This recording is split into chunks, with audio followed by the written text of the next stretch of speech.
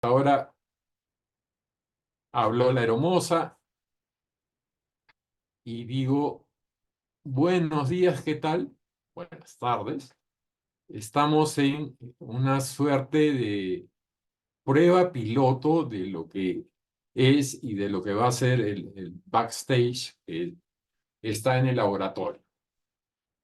Y el laboratorio siempre, como espacio de reflexión y conversación, está buscando nuevas formas de poder encontrarse mutuamente. En ese sentido, eh, decidí comenzar el backstage con dos amigas a quienes quiero mucho, eh, puesto que en la medida que nos conocemos, podemos estar rompiendo el circuito tradicional de entrevistas y fundamentalmente hacer lo que nos da la gana, con clase. Y es lo que vamos a hacer, y a eso las he invitado. Le voy a agradecer a los que están presentes, porque asumo que están presentes, y esto no es una suerte de team parapsicológico o de conjunto de bots alineados escuchando, ¿eh? Si pudieran mostrar su humanidad.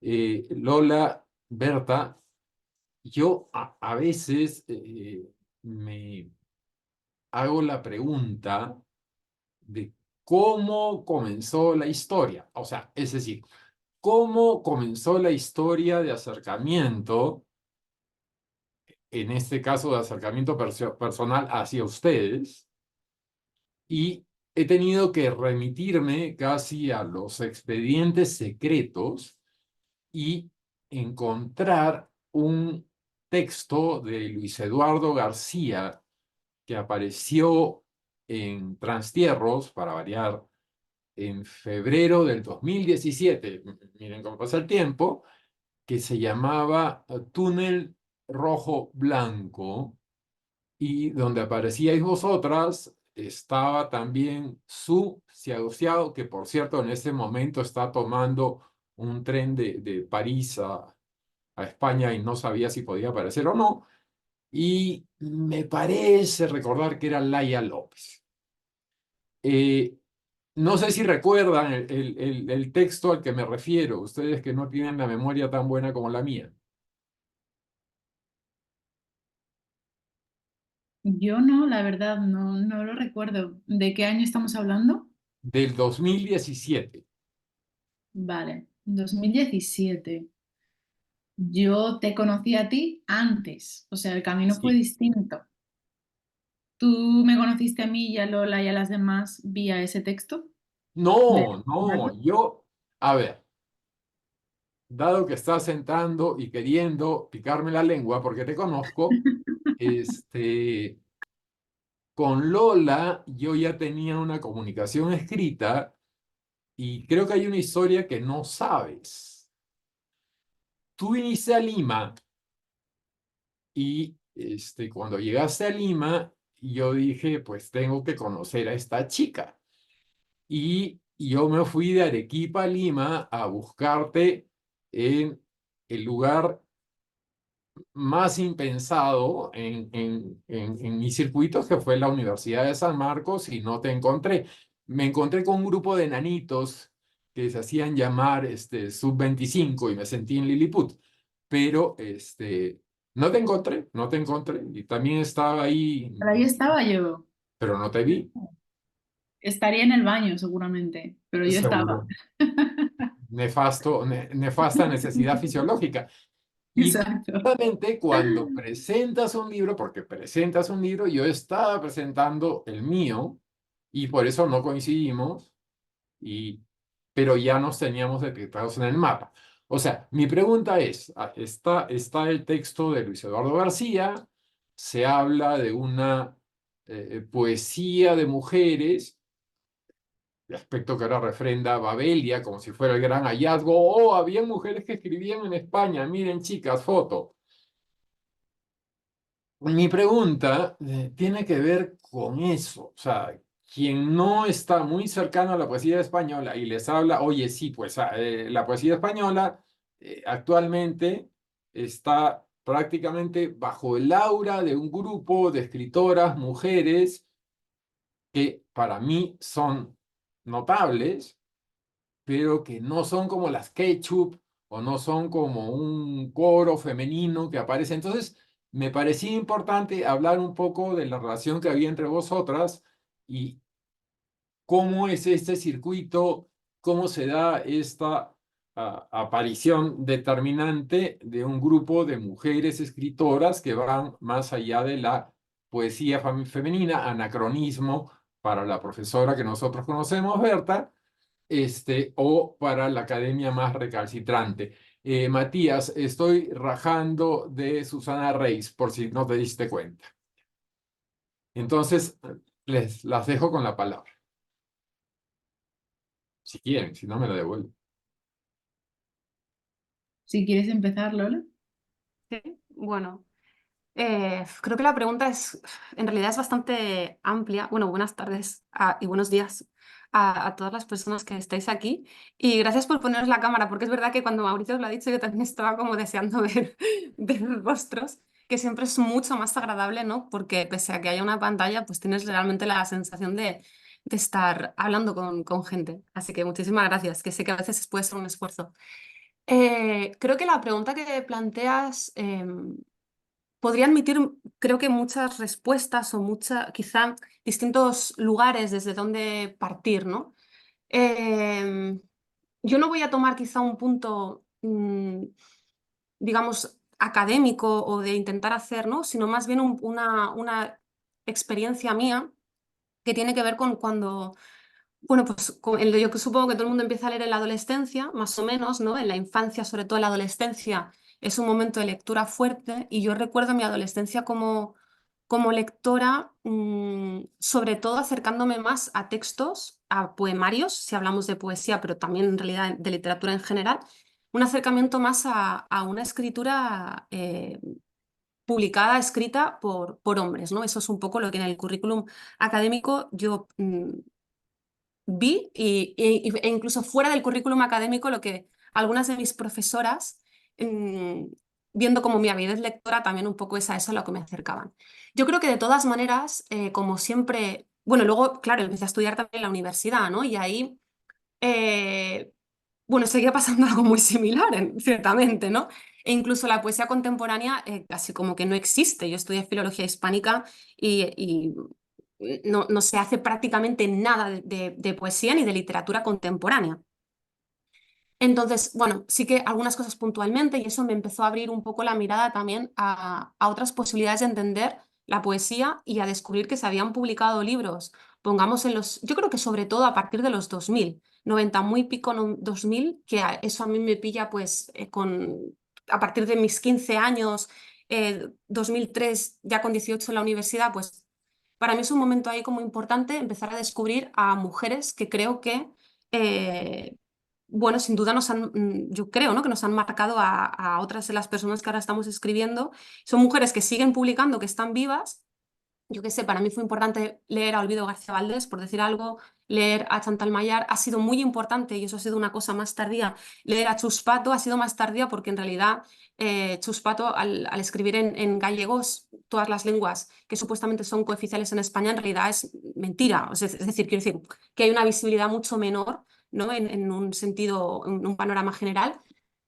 Y entonces a Chuspato llegué más tarde, pero Chuspato, por ejemplo, en el año, no sé si 96, si no me equivoco, estaba publicando M. Talá, que a mí me parece un libro que ya lo ha explorado todo lo que ha pasado en los 20 siguientes años, ¿no? O Ese sea, es el traducido por Ana Gorría. Mm, igual Gonzalo Bermo, ¿no? Yo creo que es Gonzalo quien ha traducido en Ultramarinos a todos los, bueno, siguen publicando, me parece que justo también ahora en abril sacaban algo Sí. nuevo. Yo creo que es Gonzalo Bermo quien está traduciendo de manera íntegra, al menos en Ultramarinos. Y, y bueno, yo pienso que también es decir, que creo que tampoco lo que tú estás comentando, ¿no? Un cierto, pues, grupo de mujeres que quizás ahora están haciendo algunas cosas distintas entre sí, pero donde puede haber algunos puntos en común, como puede ser un cierto cuestionamiento, ¿no? De la materia del lenguaje, de qué está pasando ahí, de cierta sonoridad, o sea, Bueno, yo creo que, y son también voces que se han separado completamente de aquella ya tan, digamos, antigua división de la poesía del silencio y la poesía de la experiencia. Que eso yo creo que esas otras mujeres que he mencionado, y he mencionado únicamente a tres, pero seguro que podemos mencionar a muchas más y Berta tendrá más gente, ¿no?, en la boca, e incluso ahí también entra, por supuesto, la literatura y la poesía hispanoamericana, ¿no?, que en realidad yo pienso que para nosotras ha sido también muy importante. O sea, creo que podemos encajar, entre comillas, bueno, no sé si encajar es la palabra, ¿no? Pero podemos estar más o menos en un cauce similar a ciertas cosas que se hacen en Hispanoamérica, que no casi que de cierta tradición a veces española, o al menos la más inmediatamente, ¿no?, cercana. Bueno, no sé, he lanzado ahí algunas ideas sin mucho orden ni concierto, pero bueno, que quizá nos puedan permitir, no sé, tirar de algunos hilos, a ver qué se le ocurre a Berta y por dónde seguimos. Ya, pero oye, no me vuelvas a decir la edad en la que comenzaste a leer, porque me generas una sensación de decrepitud impresionante. Así que mientras más evitemos edades, creo que... No te preocupes, eso depende del contexto en el que estés. Tú te sientes decrépito, pero cuando yo estoy con mis estudiantes me siento decrépita. El otro día le digo a uno, si es que casi te triplico la edad, te triplico la edad. Y cuando yo dije eso, dije, Dios, Dios, Dios. O sea, que no te preocupes, es relativo siempre lo de ser decrépito. Todo el mundo es decrépito en algún lugar, así que no te preocupes por eso. Claro, no, el tema es que acá me lo recuerdan también. Hay una chica que todo el día me trata de boomer, pero ese es otro problema. Berta, no voy a comenzar con mis lamentaciones etarias. Sí, mejor no entremos a ese tema, que yo también estoy con la crisis de los 35, que no puedo conmigo. Así que pasa palabra y hablemos de mujeres. Entonces, como ha dicho Lola, creo que hay muchas maneras de abordar la pregunta. Si la pregunta es, según he entendido, ¿cómo le explicas a un lector no español, es decir, que no esté tan familiarizado con el panorama de la península, el hecho de que muchas de las voces quizás más reconocidas o que están sonando, que la gente lee, que cita, de hecho son mujeres, ¿no? Entonces, bueno, mi respuesta iría por el lado de enfatizar que esto no está solamente pasando en el mundo de la poesía, también está pasando en el de la narrativa, en el de la filosofía y poco a poco también en la ciencia, ¿no? Más allá de las humanidades y de las artes. Quiero decir, ¿por qué es tan sorprendente que las mujeres cuando accedemos a educación superior pues lo petamos? Pues no debería de ser nada sorprendente, por un lado. Por otro, sí que creo que hay una diferencia muy importante ahora mismo, digamos en el siglo XXI, entre hombres y mujeres de mi generación, quizás no tanto de la tuya, Mauricio, porque seguimos ahí. Porque creo que las mujeres, digamos que eh, hablando desde una cierta generalidad, ¿no? Hablando como colectivo un poco brocha gorda, creo que estamos haciendo una revisión crítica del género, del amor romántico y de otras cuestiones mucho más profunda en general que la de los varones, ¿no? O sea, esta idea de que el sujeto del feminismo es la mujer, a mí me parece problemática, pero lo cierto es que se ha aplicado y hasta ahora han sido las mujeres las que han leído y escrito y pensado sobre feminismo, ¿no? Entonces, lo siento, pero los hombres se están quedando atrás. Es que es normal que las mujeres estemos produciendo en general, hablo muy en general, obras literarias, científicas y filosóficas, no sé si decir de mayor calidad o por lo menos de mayor resonancia, en el sentido de que a la gente le interesa, es rico, causa conversación, causa fascinación, ¿no? Entonces, no sé, no me parece tan extraño. Me parecería extraño que los hombres estuvieran produciendo obras increíbles hoy en día, cuando la masculinidad está en decadencia, ¿no? Y no sé, también pensando en la idea de los hechos consumados, que me gusta bastante, es como Lola hablaba como de cuando empezó a leer, ¿no? Entonces, yo tengo la sensación de que hasta que, digamos, descubrí las teorías feministas, pues yo no era feminista y de hecho pensaba que no había desigualdad de género. Entonces yo, como me creía totalmente igual, no veía la desigualdad de género. y me fijaba en grandes mujeres, ¿no? O sea, yo cuando empecé a leer, ¿quién era famosa? ¿Quiénes eran famosos? ¿Quiénes eran los famosos? Eran Carmen Martín Gaite, Carmen Laforet, Mercè Rodoreda. O sea, yo he leído eso de adolescente, ¿no? Y de jovencilla. Y las sigo leyendo, ¿no? O sea, quiero decir que estaban al mismo nivel que Juan Marsé o lo que sea. En fin, que no me parece tan raro, la verdad. A ver, visto desde afuera, estoy buscando en alguna metáfora que me permita contextualizar y ubicarnos a todos.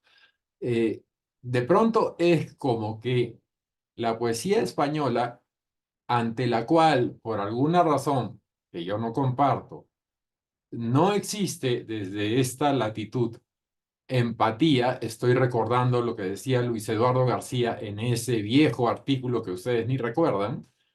eh, ya no te presenta, pues, la cara de José Coronado y Luisa Era en una teleserie, sino que de pronto, bromeábamos con Lola hablando de Rosalía, ese espacio se ve de pronto, felizmente, eh, tomado por esas presencias femeninas que yo celebro, por si acaso, pero que no son una milicia. O sea, no terminan siendo un sustituto de la vieja guardia pretoriana de la poesía española, sino que se da este movimiento. Tanto así, me lo estoy preguntando ahora, y yo no sé cuál será vuestra relación con Miriam Reyes, si de pronto tuvieron la ocasión de poder conversar con Olga, pues estoy soltando nombres, con Olga Muñoz Carrasco y tantas otras. O sea, creo que esta presencia avasalladora, que la señalo en mi libro que todavía no sale, sí me hacen pensar en una suerte de primavera española, primavera de la poesía española, primavera en el sentido de resurgimiento, en donde si uno criba bien, se manda a un costado a todos los poetas tardoadolescentes, se manda a un costado inverso a aquellos otros de los cuales no quiero hablar, no tengo ganas de amarrar una de la mañana. Uno encuentra como pivot de la poesía española justamente lo femenino. Pero sí quería subrayar el hecho de que no es un movimiento organizado o una vanguardia de Amazonas que avanza eh, por las calles, arrasando todo cuanto no sea femenino. Tú, Berta, estás hablando de feminismo. Sin embargo, si uno lee tu poética, espérate Lola, que todavía tenemos que hablar de Chantal, uno no puede decir que tu poética sea ortodoxamente feminista. Mi impresión es que va más allá. Menos mal, me moriría. O sea, si alguien me lee con lentes únicamente feministas, pues me está clavando un puñal en el corazón, ¿no? Es como creo que esto tiene que ver con la idea de que la poesía, tanto yo creo que en España como en Latinoamérica como en general, ha dejado de ser normativa, ¿no? No es que una tiene un estilo que es el que buenamente Dios le ha dado. Lo que yo siempre digo, escribo lo que puedo, no lo que quiero. Lo que yo quiero es escribir el Quijote, pero escribo lo que puedo. Entonces, con lo que puedo, tengo un estilo, ¿no? Yo no voy a decir que se ha de escribir así. O sea, no es una norma, no es una llamada, no pienso que otros estilos poéticos estén mal, ¿no? Más bien pienso que es una búsqueda personal, personal y colectiva en el sentido de que es una conversación, etcétera, pero no creo que nada esté mal, digamos, ¿no? Entonces, estoy en contra de lo normativo y pienso que generacionalmente estamos en ese punto. Creo que nadie se siente superior a otro porque su estilo sea más, muchas comillas, neovanguardista o realista o de la experiencia o matérico o whatever, ¿no? Como que da igual, hacemos lo que podemos y cada una tiene su aventura, sus preguntas, sus respuestas.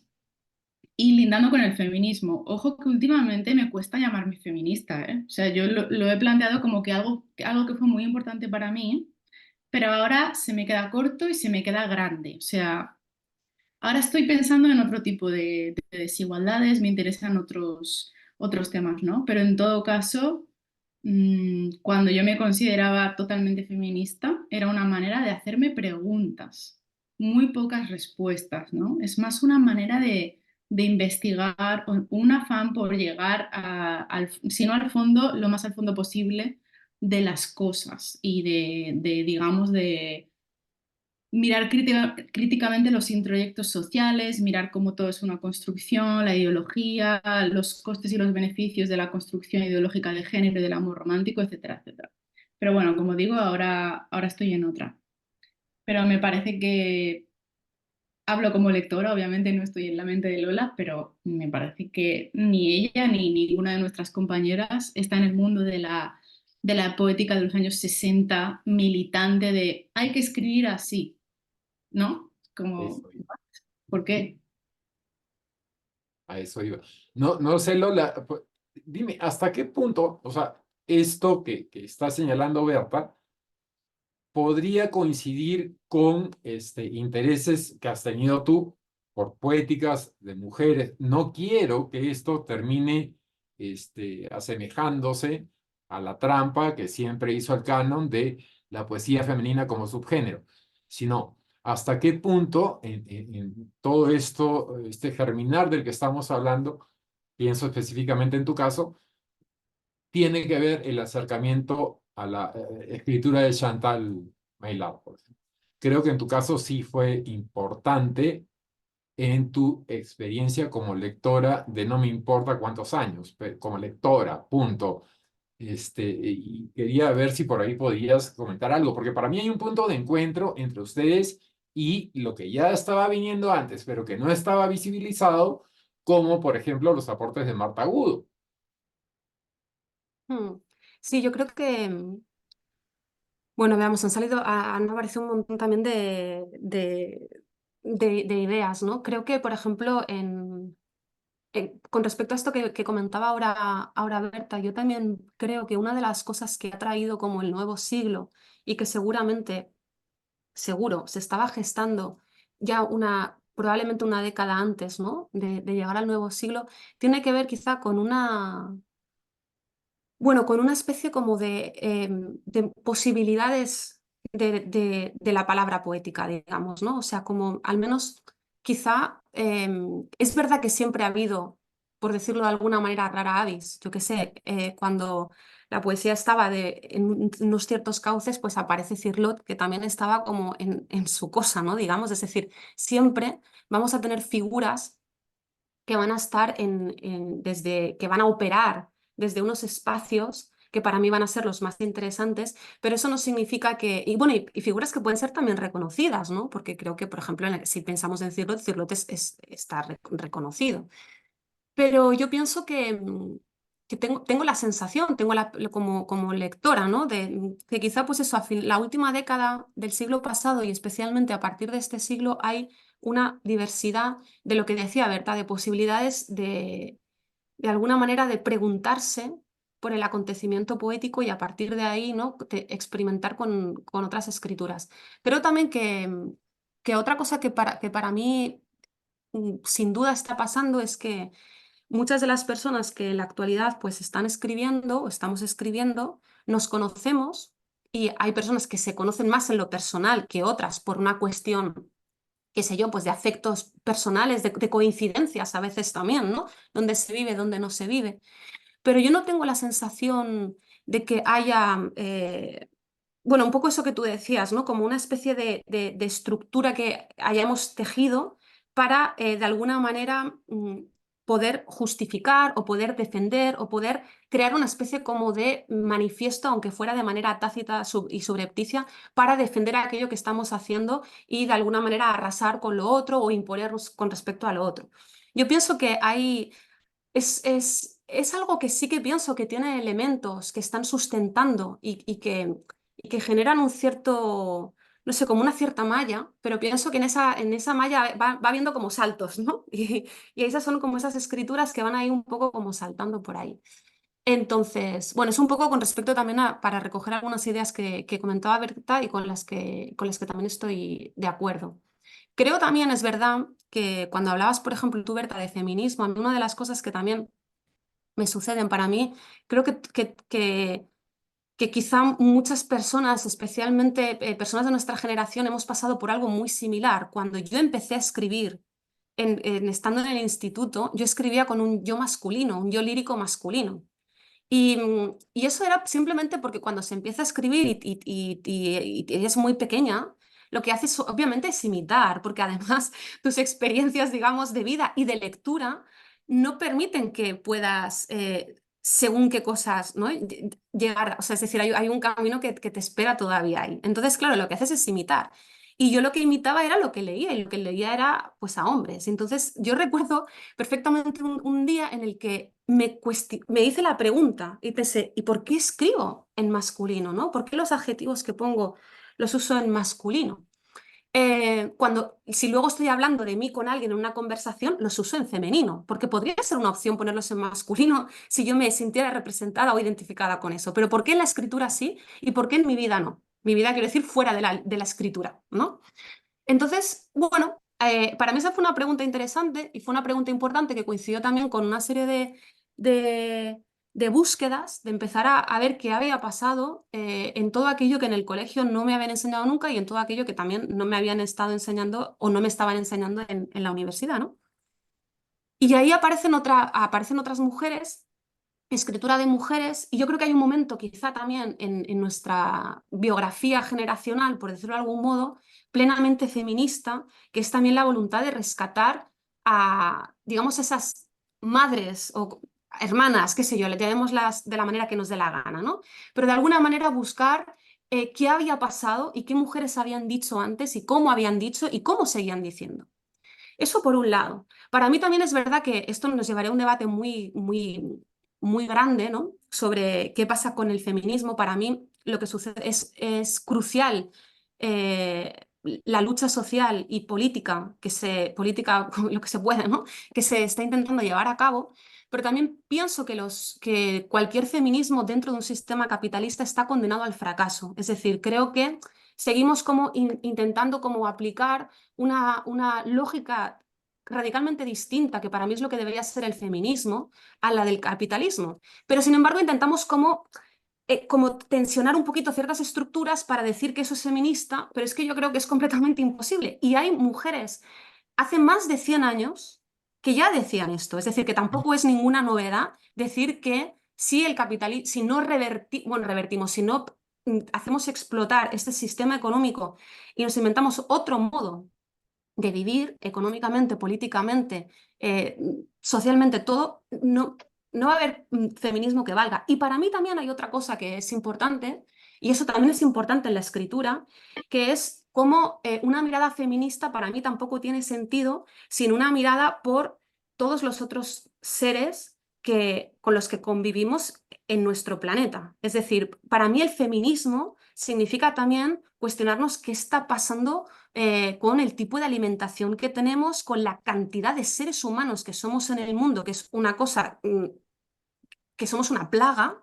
Entonces, bueno, hay una serie de elementos ahí que yo creo que quizá yo al menos partí de un feminismo que también me ha llevado a cuestionar otras cosas. Y creo que ahí también están esas autoras que comentaba, ¿no? Que han funcionado o que son como ciertas madres o hermanas mayores para nosotras. Tú mencionabas a Chantal Mayer, tampoco quiero solamente circunscribirme, ¿no?, a su literatura, pero bueno, es verdad que yo escribí la tesis sobre su trabajo, entonces, bueno, pues al final por una cuestión del tiempo que dediqué, ¿no?, a ver qué estaba pasando ahí, pues claro, eso te acaba impregnando de un modo u otro, bien sea para no estar de acuerdo o bien sea incluso sin saber para adoptar ciertas maneras de pensar, ¿no?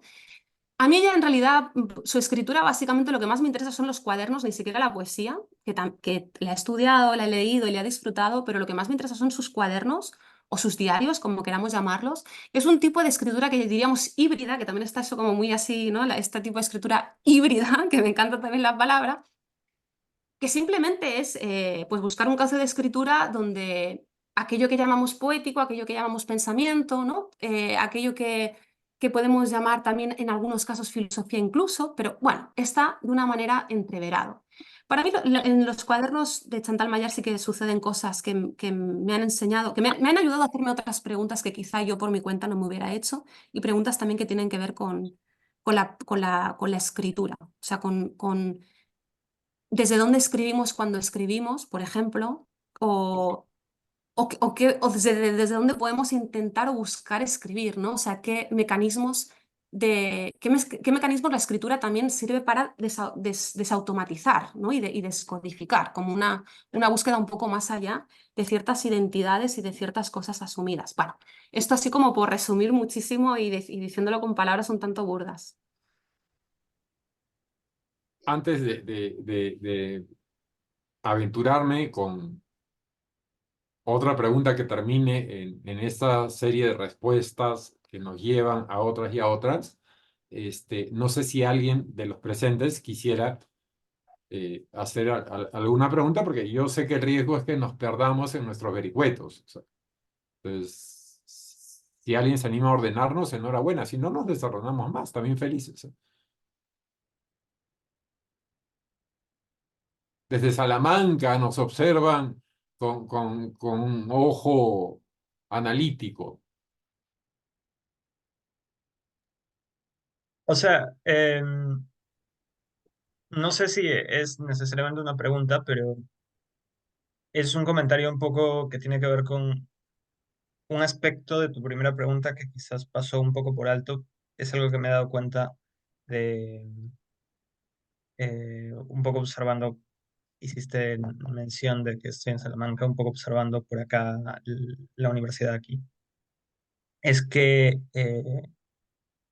si puede parecer sorprendente que aparezcan nuevas voces y que sean específicamente femeninas en el ámbito de lo español. Si puede parecer eso sorprendente en Hispanoamérica, no es tanto por el hecho necesariamente de que sean mujeres, sino de que para un observador en Hispanoamérica puede que hayan aparecido de- de la nada, ex nihilo, porque para Latinoamérica, la poesía española en muchos casos se quedó en Vicente Alexandré. O sea, hay una, sobre todo para la academia,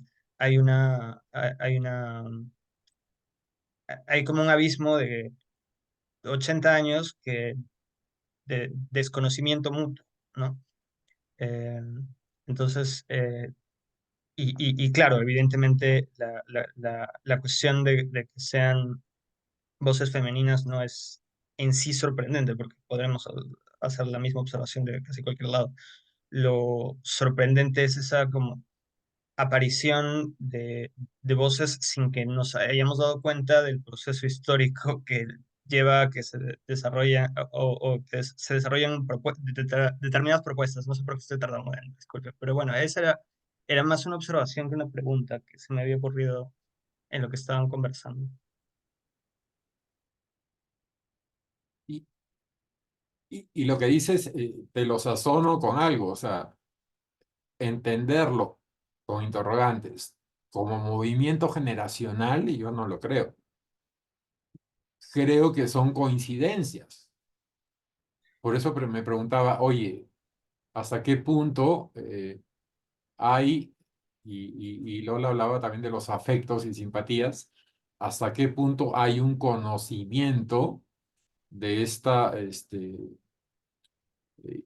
imaginaria guardia femenina que sale a tomar a las calles? O sea, creo que existen muchos grupos distintos. No se puede hablar de un desfile.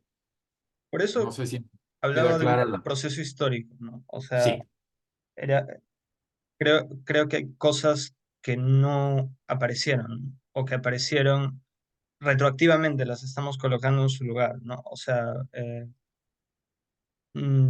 por ejemplo, la poesía de Elvira García Valdés, que es una poesía que yo aprecio mucho, pero creo que hablando del caso de Perú, por ejemplo, debe haber llegado en los 2000, primeros 2000, sí. 2010, una cosa así.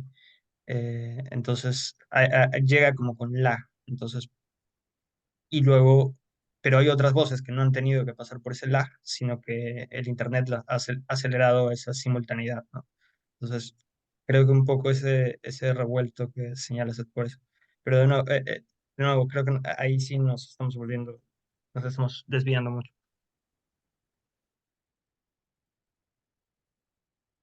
Tenemos que asumir eso como una pregunta que No, suscita pero ahí reflexión. en el chat, Fabiana le preguntaba a Lola sobre los cuadernos de Chantal.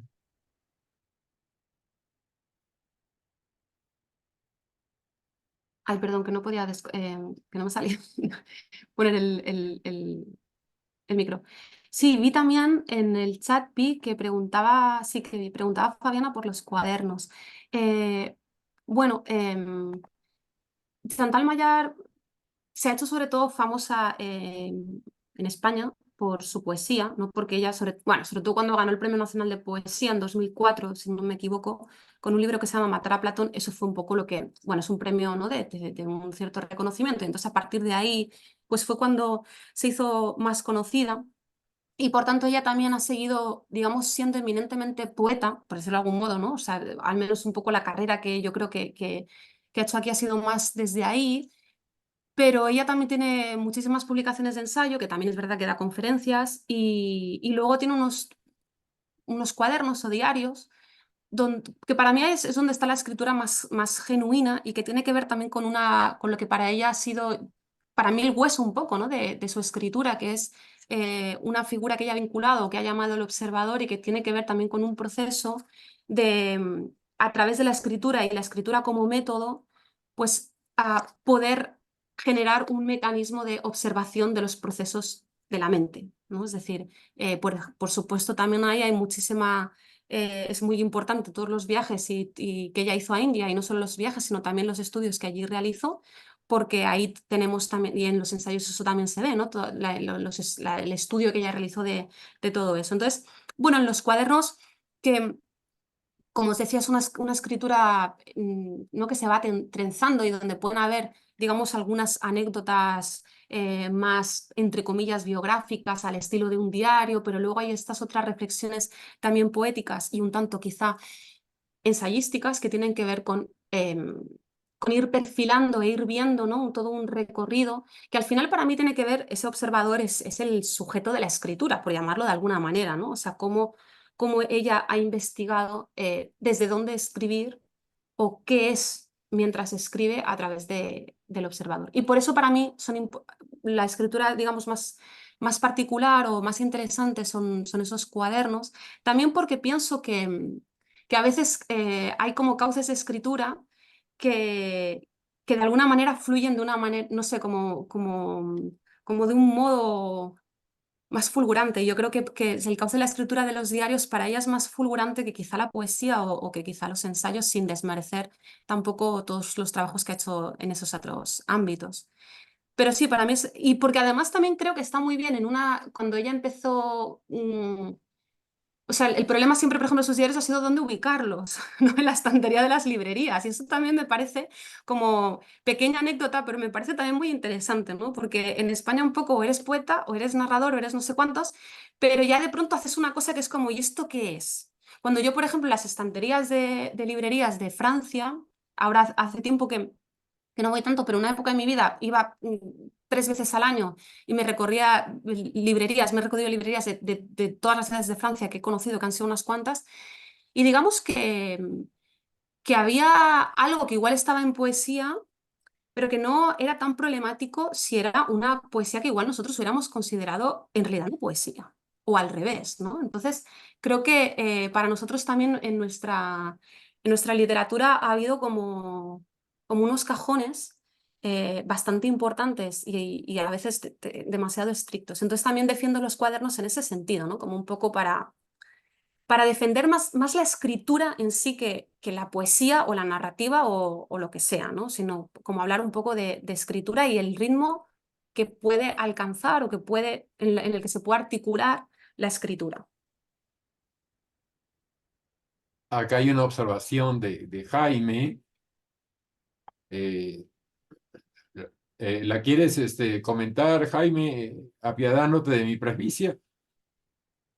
Sí, no te preocupes. Nada, comentaba que Lola estuvo a cargo, ¿no? De un grupo de lectura en este espacio, bueno, que fue virtual durante la pandemia de crisis, que creo que está en Barcelona, ¿no? Y eh, tuve la oportunidad de estar ahí, de conocer un poco la obra de los cuadernos, la poesía de Mayara, que aprovechaba también para mandarte un saludo y agradecerte mucho, ¿no? Por esa oportunidad.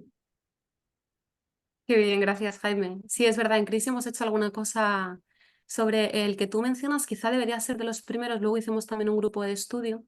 Y de hecho, desde Crisis también me propusieron hace poco, que no sé si saldrá adelante o no, pero como ella ha publicado un libro ahora recientemente, Conversaciones, no sé qué, pues me propusieron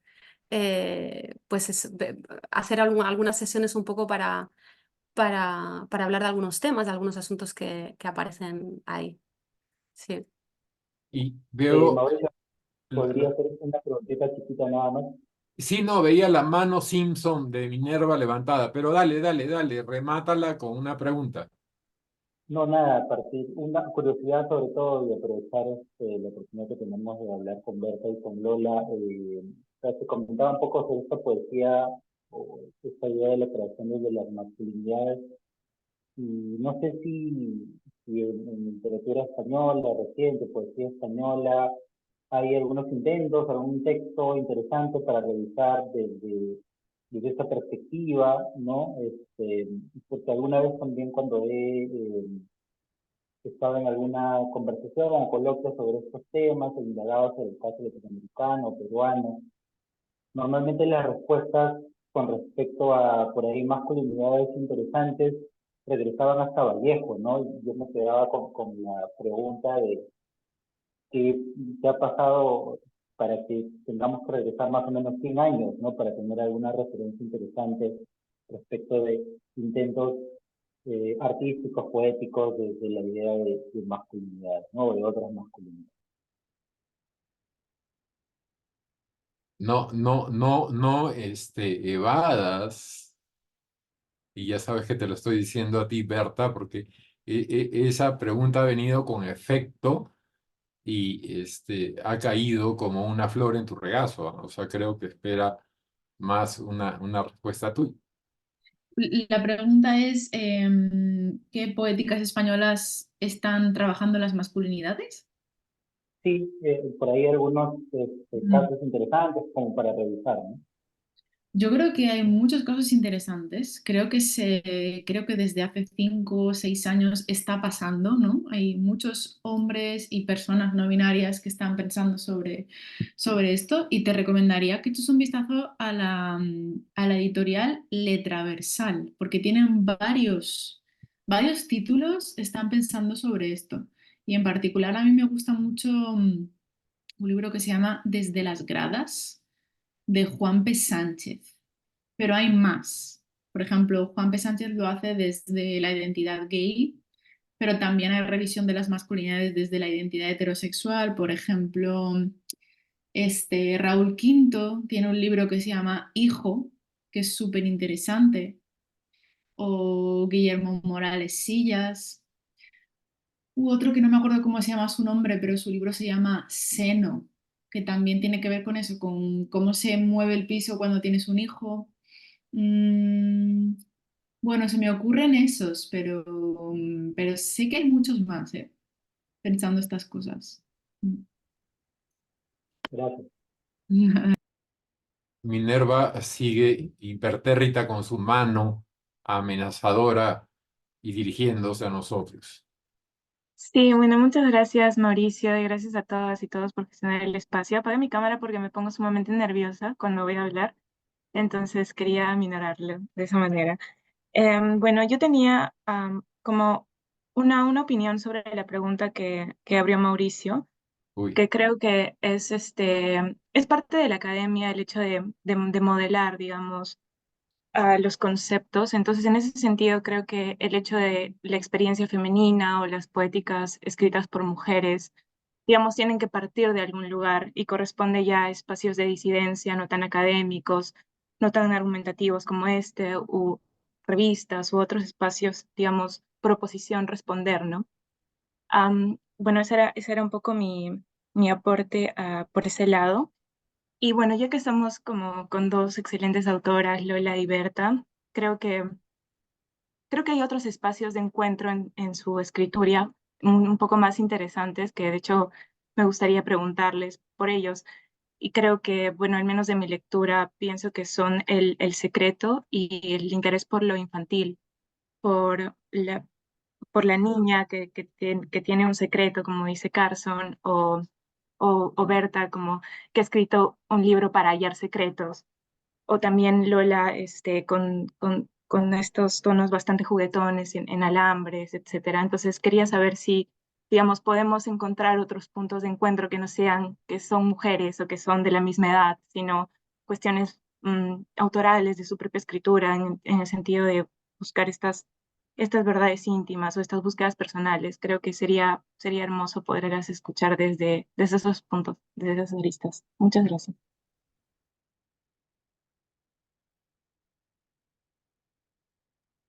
¿Qué le da? ¿Verdad? Tienes el... Ah, si sí, quieres, lo que quieras. a mí también me da igual.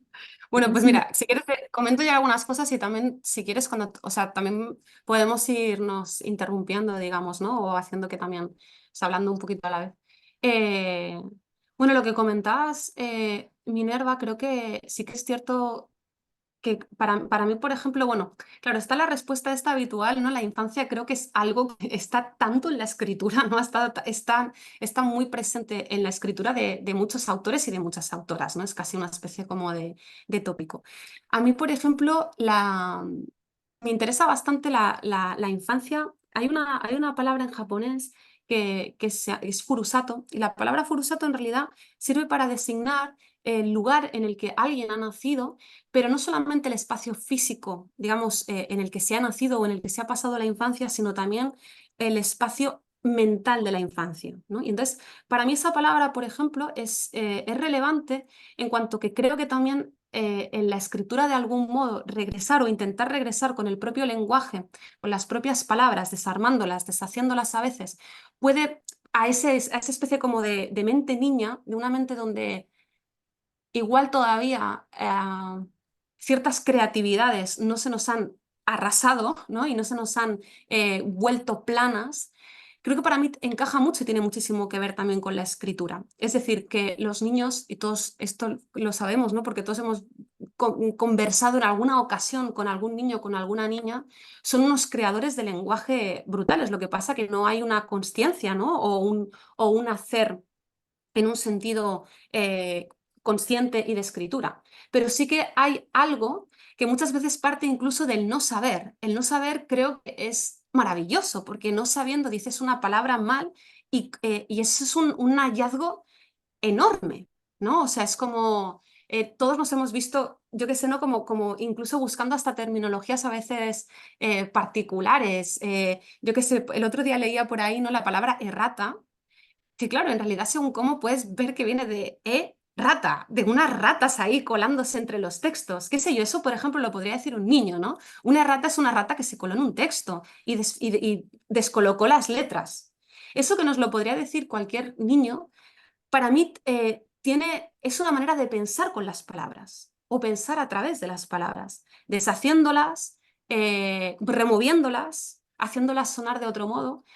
Y, y creo que al final escribir es un poco, pues eso, pensar, bueno, siempre pensamos con palabras porque el pensamiento es lingüístico, pero pensar con la materialidad de las palabras, no solamente con las palabras en un uso como yo le estoy dando, por ejemplo, ahora, ¿no? Que es un uso comunicativo, digamos, mucho más plano, pero pensar con la materialidad de las palabras, con la sonoridad de las palabras. Materialidad la uso en ese sentido, ¿no? Con la sonoridad y los nuevos significados que esas sonoridades, digamos, afónicas nos pueden aportar. Para mí eso tiene mucho que ver con la infancia. Entonces, a mí sobre todo me interesa me ha interesado y me interesa la infancia en ese sentido, en un sentido lingüístico. Eh, y también lo que decía antes, ¿no? De tantos prejuicios como luego a veces es complicadísimo deshacerse de tantas cosas como nos han enseñado y que nos han hecho ver, ¿no? Solamente una opción. Patrick Harpur en uno de sus libros decía algo así como que solo vemos la realidad literal del mundo, ¿no? Pero que hay otras realidades que no son literales, pero que no por eso no dejan de existir o no dejan de coexistir. Entonces, yo creo que la infancia de algún modo también se puede ver como ese mecanismo de acudir a la realidad no literal del mundo, ¿no? Estamos como muy atados a aquello que puedes explicar. ¿Qué puedes explicar? Eso es. Y yo no confío tanto ni en explicar ni en el es. Y creo bueno, ¿no? Que ahí podemos... O sea, es decir, que es una infancia más, no tanto como un regreso a mi propia infancia, sino más como casi un mecanismo epistemológico de escritura, te podría decir, ¿no? Por poner una palabra un tanto así académica a la cosa. Pues estoy bastante de acuerdo con todo lo que has dicho, Lola, la verdad. Y para mí es un temazo porque a eso dediqué mi tesis doctoral, que son 6 años pensando sobre esto y acabé ya completamente turuleta. Pero bueno, lo primero que quiero decir sobre la academia, ¿no? A ver, tenemos que ganarnos la vida y algunas de nosotras hacemos academia, pero por mi parte, por lo menos, hay que rebajar como la solemnidad y las pretensiones de la academia. Yo misma, amando la poesía, cuando escribí mi tesis sobre textos increíbles, pues a la vez sentí que los estaba reduciendo, porque me estaba inventando categorías, clasificaciones. Entonces, digamos que paso por un duelo de aceptar que en eso consiste una tesis doctoral, en matar un texto, ¿no? Entonces, por eso considero que es un trabajo, pues, que lo trabajé y estoy orgullosa y ya está, pero lo veo muy limitado, ¿no? Lo acoto muchísimo. Mientras que, por otro lado, y sin tocarse casi, creo que está la escritura literaria. Y aquí me fijo siempre en lo que decía Barthes de los textos de goce, ¿no? Él decía que ante un texto de goce, pongamos una poesía que te fascina, ¿qué haces? ¿Cómo transmites tu goce? ¿O qué haces con ese goce? Creo que tienes dos opciones. Uno, escribir un artículo académico que cree categorías y clasificaciones y que en cierta manera matarlo es un poquito exagerado, pero lo reduce, lo limita, lo racionaliza, ¿no? Esa es la primera opción que tienes. Y la segunda, según Bach, y a la que yo me acoplo, es crear otro texto de goce, ¿no? Entonces a mí me gustan los libros o las obras de arte en general, las pelis, las canciones, que me encantan tanto que lo que me llaman a hacer es otro poema, otro cuento, una conversación, ¿no? Entonces, bueno, por ahí iría la cosa, como que me parece bien la investigación académica, creo que es necesaria, pero siempre hay que tomarla con muchas pinzas, siempre hay que decir, bueno, estamos en el mundo de lo racional y de lo argumentativo. Más allá de ahí, hay otras cosas que seguramente no vamos a poder hablar, como decía, de una manera comunicativa. Tendremos que meternos en otro mundo, que es el mundo de la creación, de la ensoñación y tal, ¿no? Entonces, bueno, si algún día consigo publicar mi tesis doctoral, pues no os la toméis muy en serio, porque tiene que venir con este warning. Entonces, luego, sobre la infantilidad, pues aquí hay temas súper interesantes, ¿no? Porque, por un lado, está la infantilidad real, es decir, si tú coges a un niño real, verdadero y existente y le pones a hablar y haces un estudio de psicología o desde la lingüística y averiguas cómo piensa un niño real. Eso es una cosa. Otra cosa es la recreación literaria de la mente infantil, ¿no? Entonces, lo que yo me propuse investigar era, por supuesto, la segunda opción. No cogía niños reales, sino que me fijé en poéticas contemporáneas que, siendo yoes escriturales adultos, se imbuyen de infantilidad. Entonces, siempre va a ser una infantilidad proyectada, por supuesto. Lo mismo que la animalidad, ¿no? Creo que tanto Lola como yo estamos muy interesadas en las animalidades no humanas. Cuando uno se pone en la mente de una cucaracha o de un perro, siempre va a ser una proyección. Lo que pasa es que puede ser una proyección más o menos informada en estudios de biología o de etología o más o menos verosímil, ¿no? O sea, hay todo un gradiente de realismo, de verosimilitud, de interés por cómo son esas vidas reales. Entonces, esto me lleva a hacer a una confesión bastante llamativa, en mi opinión, y de la que me he dado cuenta en los últimos años, que es la siguiente. Yo dediqué 6 años de mi vida a escribir una tesis doctoral sobre lo infantil en la poesía. Y por otro lado, de hecho, mi propia poesía supura infantilidad, ¿no? Ujú. Pero resulta, esto es lo que a mí me vuela la cabeza, y lo siento, que a mí no me gustan los niños. A mí me gustan los animales. Yo soy la típica adulta que no sé interactuar con un niño pequeño. Me Los gusta animales son los mejores hijos. Los animales son los mejores hijos, los perrijos y los gatijos. Entonces es una cosa bastante curiosa, ¿no? Es cómo dedicas tanto tiempo de tu vida, cómo es que tu poesía está todo el rato con la infancia, la infancia, la infancia, las tonterías de la infancia, la alegría de la infancia, la inocencia, la fantasía, y luego coges a un niño real y no hay una gran afinidad, ¿no? Por lo tanto, eso me hace sospechar que la infantilidad que a mí me ha interesado en realidad es una especie de huida de los males de la adultez. Hay un punto escapista, ¿no? Incluso utópico de volver a la infancia. Lo que decía Lola, no es un volver retrospectivo, no es voy a meterme en mi mente de niña de 7 años. No es una cosa tan realista, ¿no? Es una cosa un poco más etérea que está totalmente atravesada de fantasías adultas, ¿no? O sea, mi fantasía adulta es no ser una adulta y por eso me autoproyecto como una niña, pero como una niña mm, fantástica, ¿no? Entonces quizás le damos totalmente la vuelta a todo esto, hacemos otro tour de fotos o lo que sea, y resulta que la mente adulta también puede ser fantástica, ¿no? Quizás es un lado de lo adulto, fantasear con no ser adulto y piensas que te estás infantilizando, aunque quizás estás siendo meramente adulta. Es decir, quizás forma parte de lo adulto odiar ser adulto, estar harto de ser adulto, estar harto del pensamiento argumentativo, analítico, las responsabilidades, lo real, etcétera, y quizás forma parte de lo adulto, pues soñar con otras cosas, ¿no? Y es interesante lo que dices, porque en las dos, yo no siento la infancia como Mm. un tiempo epifánico, ¿sí? Ujú. Pero Pero sí, eso sí, también yo le iba a decir, cuando ahora estabas tú hablando, Berta, creo que además esa fantasía eh, no tiene por qué realmente ir de la mano de una infancia real porque hay veces que no querrías volver nunca en tu vida a la infancia. Es decir, ¿no? Que el hecho biográfico no es interesante porque las infancias, pues, son infancias y pueden ser terribles, pueden ser no tan terribles, pero no, es decir, no son especialmente interesantes en lo biográfico, creo, en lo anecdótico.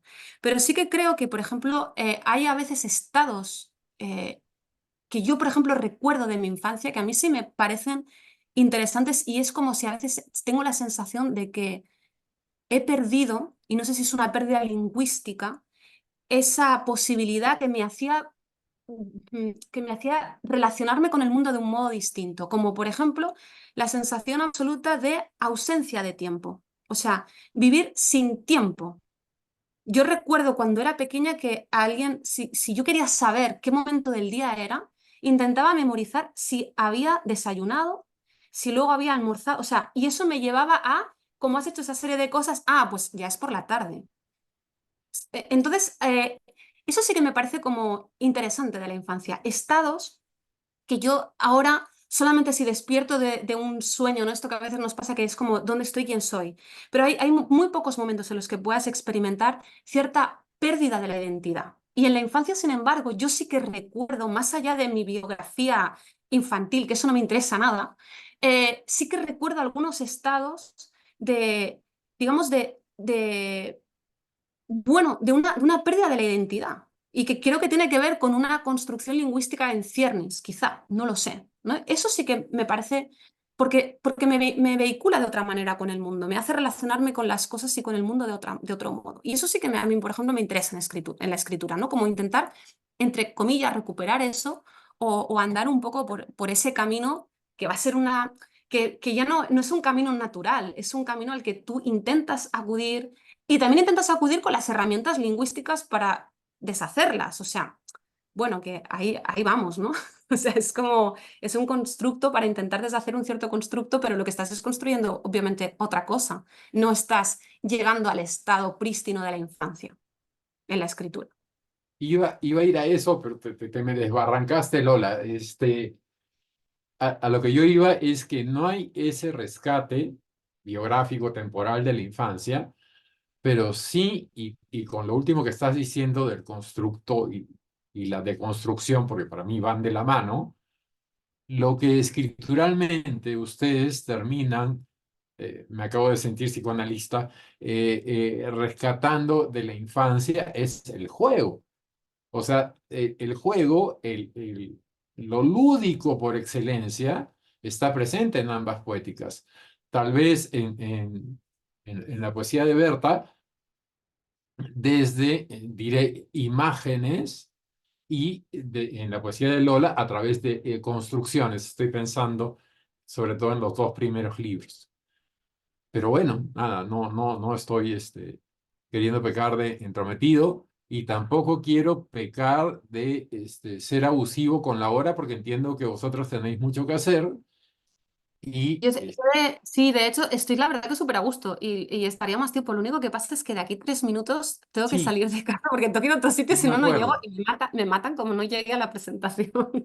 Pero la verdad que me siento muy a gusto y daría para hablar más, ¿no? Esto que tú el hilo que nos has lanzado ahora sobre lo lúdico, ¿no? Es decir, bueno, que hay un montón de cosas por las que podríamos continuar. Así que, no sé, igual en otra ocasión. Yo por mí encantada. Y ha sido un gusto y un placer estar aquí. Bueno, tú puedes hacer catarsis los sábados, te vamos a tener 4 sábados, los vamos a compartir, cosa que me alegra mucho. Berta, yo siempre te espero. Si he esperado un libro tuyo un año hasta que llegó de Vicky Guerrero a Caire, para ahora estar en mis manos, sabes que acá ¿Qué es lo eh, que te llegó? ¿Qué te trajo? el que le diste en París a Victoria, Ya no me acuerdo.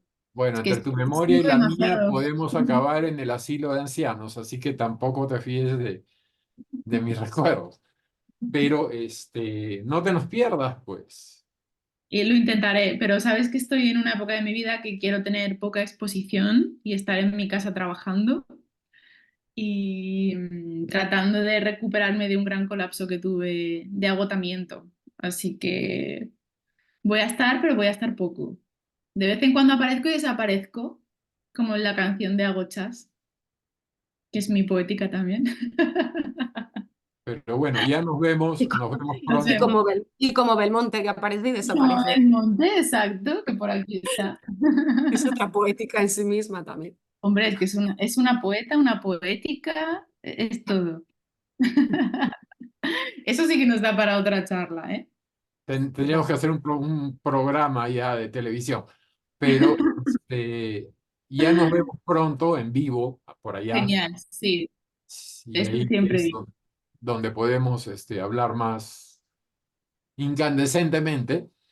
Y bueno, un gustazo verte, Berta. Y Lola, pues el sábado arrancamos con todo, a Perfecto. maltratarles el cerebro, a romperles las neuronas.